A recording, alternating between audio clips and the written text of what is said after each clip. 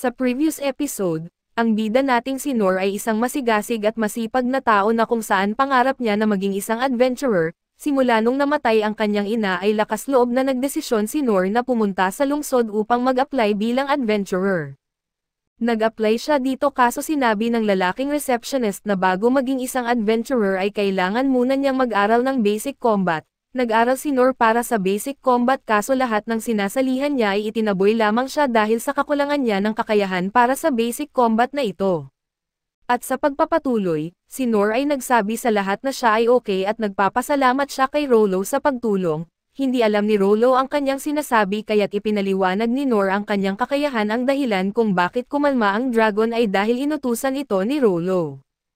Nagulat si Noor nang sabihin ni Rollo na wala naman talaga siyang ginawa. Kaya't nalito si Noor at tinanong kung bakit bigla na lang tumigil ang dragon sa pagiging agresibo nito. Walang kinalaman si Rollo doon kaya't napagtanto ni Noor na maaaring natakot ang dragon dahil sa takot na makontrol ito ni Rollo.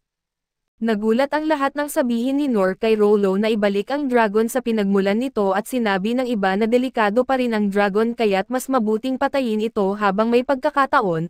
Naiintindihan ni Noor ang panganib ngunit ayaw niyang masaktan ang halimaw. Alam ni Noor na makasarili ang kanyang hinihiling ngunit nauunawaan ito ni Lin at pumayag.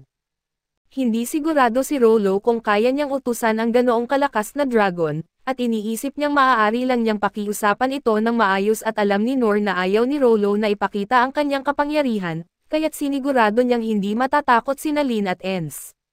Dahil sa mga salitang ito ay nagkaroon ng lakas ng loob si Rollo at sinubukan niya.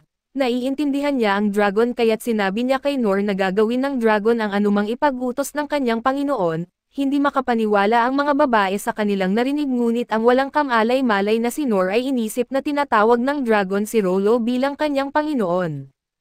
Sinabi ni Noor kay Rollo na ipapabalik ito ng tahimik sa kanyang tahanan at siguraduhing hindi na muling susubukan na masaktan ang mga tao. Inilipat ni Rollo ang mensahe at nakakagulat na sumang-ayon ang dragon sa lahat ng sinabi ni Noor at lumipad ang dragon at napahuni ng huling beses bago umalis. Pinanood ng lahat ang maalamat na halimaw habang ito'y umaalis ng mapayapa, ngunit nagulat si Noor nang bigla itong tamaan ng isang makapangyarihang atake at bumagsak mula sa langit.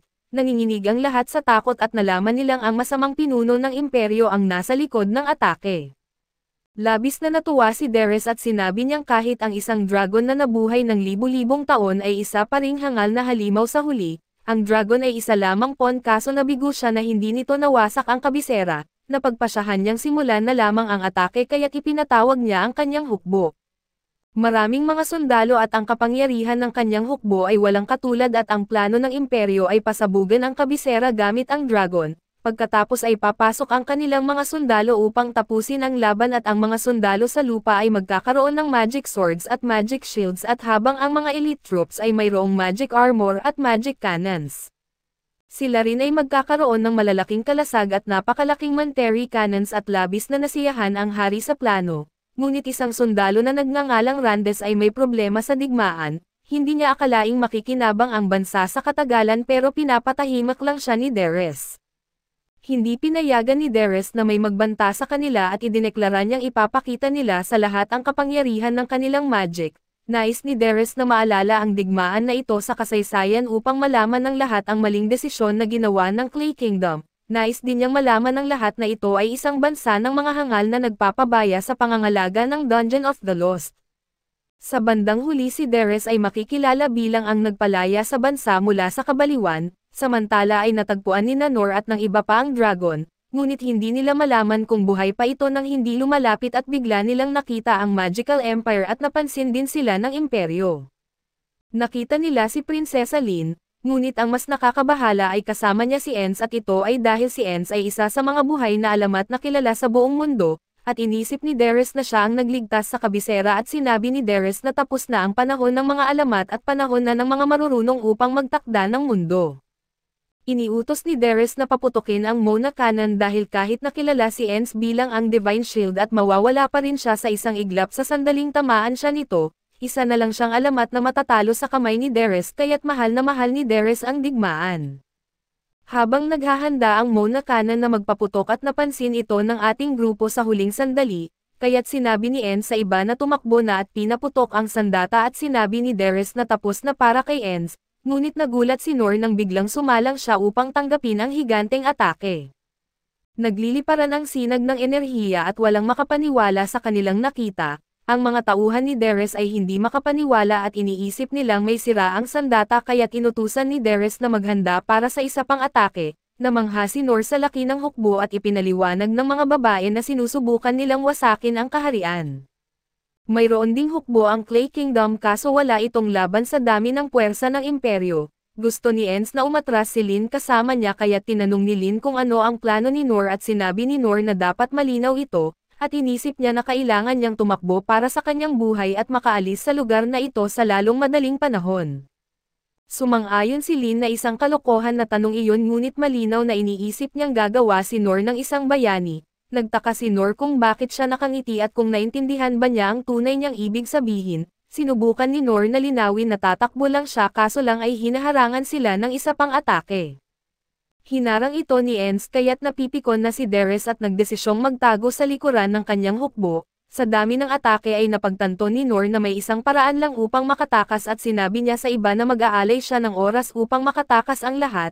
Iniisip ni Nor na mahina siya sa pakikipaglaban ngunit kumpiyansa siyang magaling siya sa pagtakas. Naaalala ni Nor na pinatalas niya ang kanyang kakayahan sa pagtakas sa pamamagitan ng pagtakbo mula sa mga pulutong ng bubuyog. Plano niyang magpatakbo ng baliw at tulungan siya ni Lin sa pamamagitan ng kanyang wind blast. Nagulat si Nor nang makita niyang gagamitin ulit ito ni Lin sa kanyang ngunit ipinapangako niyang mas aayusin na niya ito ngayon. Sinubukan ni Nor na linawin na hindi siya magpapakamatay kaso wala ng oras upang mag-usap at dahil parating na ang isa pang atake, pinalakas ni Nor ang sarili at pinalipad siya ni Lin at masaya si Nor na naisasalag niya ang mga atake ng imperyo habang lumilipad siya sa ibabaw ng labanan. Wala nang babalikan ngayon kaya't sumugod si Nor sa buong hukbo at ginamit niya ang parry ability na pinag-aralan niya sa loob ng maraming taon at naalisan ng sandata ang maraming sundalo.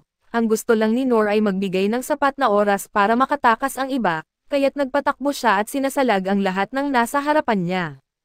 Nagimbal si Darius nang makita niyang nilalaro lamang ni Nor ang kanyang hukbo. At napansin ni Darius na si Nor ay ang lalaking katabi lang ni Lin kanina at hindi niya maintindihan kung paano nakalapit si Nor at kung bakit siya ngayon ay nakatitig sa kanya.